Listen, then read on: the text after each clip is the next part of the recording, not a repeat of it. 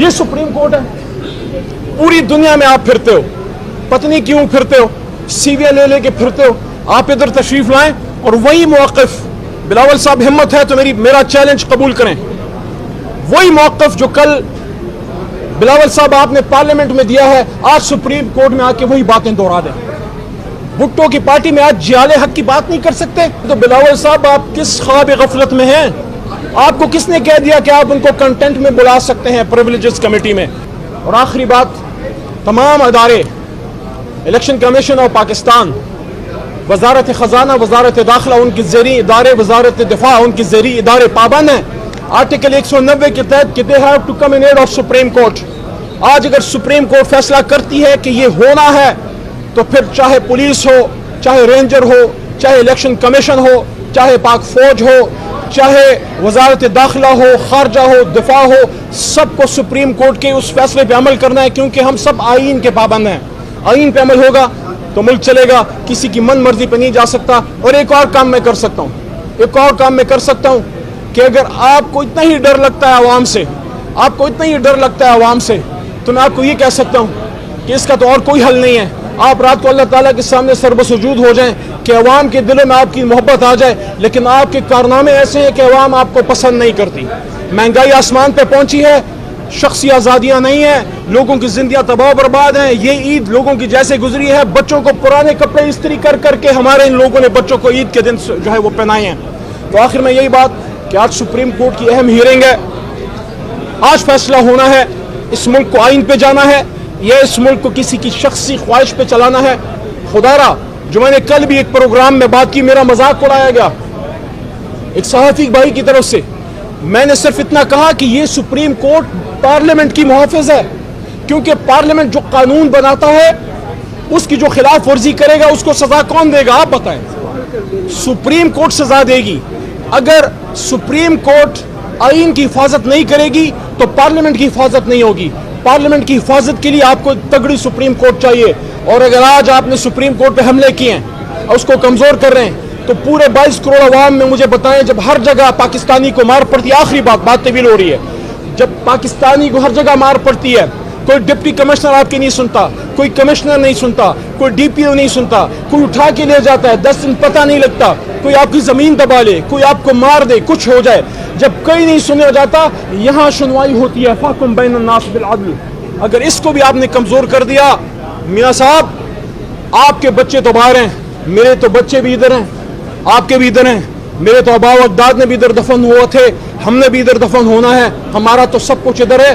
तमाम इदारे तो तबाह कर दिए, एक सुप्रीम कोर्ट रह गई, एक पाक फौज रहेगी, इसके पीछे आप लोग हाथ धो के पड़े हुए। कोई चौधरी एतजाज एहसन साहब जैसा, कोई सरदार लतीफ खोसा साहब जैसा, जो पीपल पार्टी के पुराने पिपली और पुराने वकील हैं, कोई हमारे मोहतरम रजा रबानी साहब जैसे जो हमेशा आइन पे आंसू बहाते थे, पता नहीं अब वो आंसू क्यों खुश्क हो गए। वो उनको मशवरा देंगे कि भाई आप बात करें और आप मसले इसको हल करें। बड़े बड़े मसले गुफ्तगू से हल होते हैं, मुल्कों के बीच में जंगें होती हैं, लेकिन टेबल पे बैठ के मसला हल होता है। यहाँ जाती आपने अना बना दी है, आपने अना का मसला बना दिया है। क्या कहा है सुप्रीम कोर्ट ने आपको? क्या सुप्रीम कोर्ट ने आपको ये कहा है कि किसी शख्स को आप वजीर आजम बना दें, या आपको ये कहा है कि हमारी कोई फलानी ख्वाहिश पूरी कर दें? इतना आपको कहा है शहबाज शरीफ साहब, बिलावल साहब और फजल रहमान साहब, इतना आपको कहा है कि जिस आईन पाकिस्तान को हाथ आप रख के उसको पढ़ के ओथ लेते हैं, उसकी थोड़ी कदर कर लो। जिस पार्लियामान से तनख्वाहें लेते हो, उस तनख्वाह की जिम्मेदारी यह है कि अवाम को उसका हक दो। आर्टिकल 224 आप पे पाबंदी लगाता है कि जब असेंबली तहलील होगी 90 दिन के अंदर आपने इलेक्शन करना है। सुप्रीम कोर्ट आपको क्या कह रही है? सिर्फ आपको यह कहा जा रहा है कि आप आइन पे अमल करें। लेकिन मैं इन दोस्तों को जो हमारे पीडीएम के हैं, इनको मैं सियासत के शरीर बच्चे कहता हूं। ये सब कुछ करते हैं, ये सब कुछ करते हैं, लेकिन उस शरीर बच्चे की तरह है जो सब कुछ करता है, होमवर्क करके नहीं आता।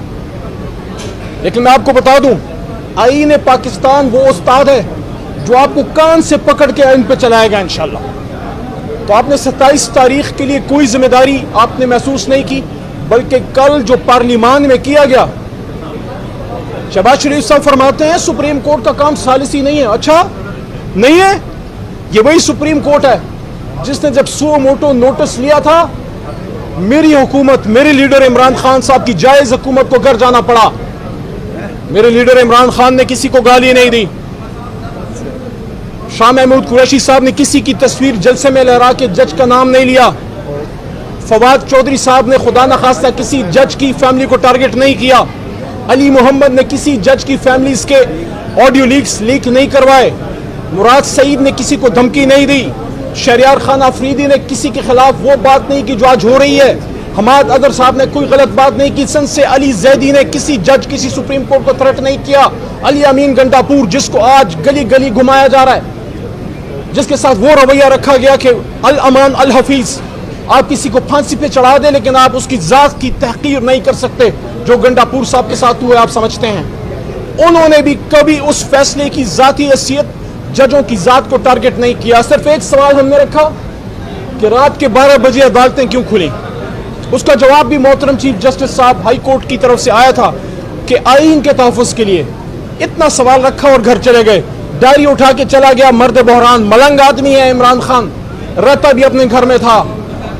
लेकिन आज आप देख लें तो मोहतरम शहबाज शरीफ साहब, जरदारी साहब, बादशाह मुफाहमत, वो मुफाहमत शायद आपकी इसलिए है कि कुछ मेरा ख्याल रखो, कुछ तेरा ख्याल रखूंगा, सब बातें करो लेकिन अवाम की और आइन की ना करना।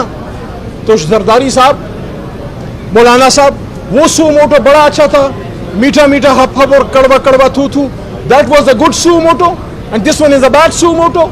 There is no good suo moto, no bad suo moto. It depends from which side of the aisles you are looking at it. उस suo moto से आपकी हुकूमत खत्म हुई तो अच्छा था, हमारी जब खत्म हुई, ये वाले से सिर्फ अवाम की तरफ भेजा जा रहा है। ये ऐसे ही आप हमारे लिए खा रही हैं, साफी भाई खड़े हैं। आपको कोई ये कहे, आपको आपके चैनल का मालिक या कोई सीनियर आपको ये कहे कि भाई आप 10 दिन से ऑफिस नहीं आए, आप कम से कम कैमरा उठा के जरा थोड़ी कवरेज कर लो, या अगर आप सहाफियाँ लिखते हैं तो आपको कहे कि भाई 1 महीने से आपका आर्टिकल नहीं आया, कुछ लिख लो जिसकी आपको तनख्वाह मिलती है, आप नाराज हो जाएं, आप भोंग मचा दें, आपका आइन टूट रहा है, आप कह रहे फलाना हो गया, वो कुछ नहीं हुआ, तनख्वाह ले रहे हो, काम करो। तो अगर मछली पानी में ना जाए तो कहाँ जाए, और सियासी कारकुन अवाम के पास ना जाए तो कहाँ जाए। आज अगर सुप्रीम कोर्ट आपको कह रही है कि अवाम के पास जाके मैंडेट लेके आओ, ये जुल्म कब से हो गया। मेरे ख्याल में तो मियां नवाज शरीफ साहब आप ही का शायद नारा नहीं था कि वोट को इज्जत दो, तो वोट को इज्जत दो तो वोटर को भी इज्जत दो और उसका हक दो। तो शहबाज शरीफ साहब आप कहते हैं सालिसी काम नहीं है, सुप्रीम कोर्ट का बिल्कुल काम है।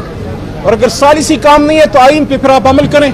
आपको सुप्रीम कोर्ट ने कहा है कि 90 दिन में इलेक्शन करें, उधर भी आपकी जान जाती है, इधर भी आपकी जान जाती है। और आखिरी बात, शहबाज शरीफ साहब के जो फॉरेन मिनिस्टर हैं, बिलावल साहब, खुदारा अपना उस्ताद बदलो, अपना सियासी उस्ताद और कोई वकील भी अच्छा कर लो। सरदार लतीफ खोसा को तो आपने बेचारे के बेटे को गोली लगी है, तब भी आपका वो लॉयलिस्ट नहीं लग रहा, क्योंकि वो सच्ची बात करता है। तो खोसा साहब से तो वैसे आपने मशवरा नहीं करना। चौधरी एतजाज साहब ने आईन कानून की बात करनी, आपको भला नहीं लगता। मुस्तफ़ा नवाज हमारा छोटा भाई है, हमेशा पिपलिया रहा है, आज भी दिल से पिपलिया है।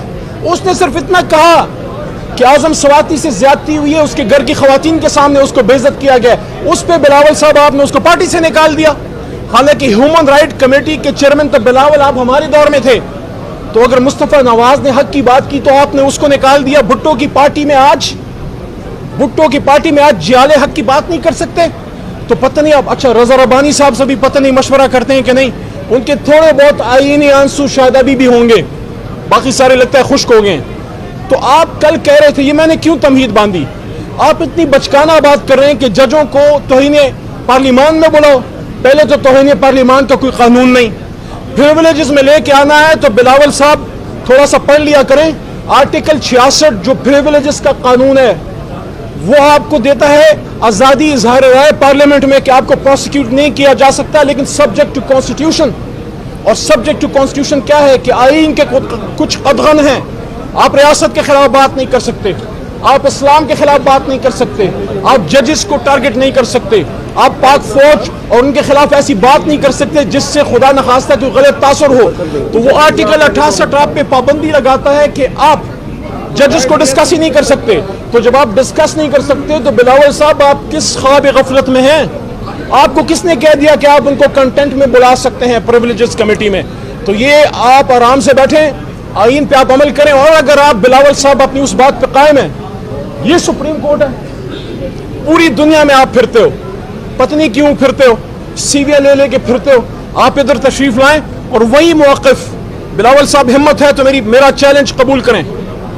वही मौक़िफ़ जो कल बिलावल साहब आपने पार्लियामेंट में दिया है, आज सुप्रीम कोर्ट में आके वही बातें दोहरा दें।